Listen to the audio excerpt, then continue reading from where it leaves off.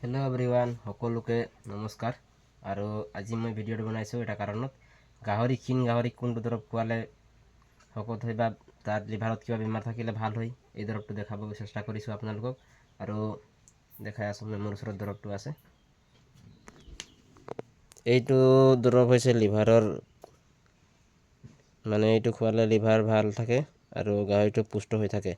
এইটো নাম হৈছে ফেৰালিভ আৰু দামটো লৈছিলে ইয়াৰ 109 টকা লিখা আছে। এইটো 100 টকা লৈছিলে। তাৰপিছত ভেটেনাৰীৰ পৰা লৈছিলোঁ এইটো। তাৰপিছত এইটো এটা এম্বিলিক, এইটো শকত হ'বলৈ দৰৱ হয়। ইয়াৰ নামটো হৈছে এইটো চাই লওক, এম্বিলিক বুলি কয়। আৰু এইটো খুব ভাল দৰৱ এটা গাহৰিৰ কাৰণে। আৰু এটা আছে এইটো, যিহেতু কেন প্ৰ', এইটো কেন প্ৰ', এইটো ভাল এটা গাহৰি দৰৱ, খোৱালে এইটো বহুত জলদি শকত হয়। ধন্যবাদ সকলোকে।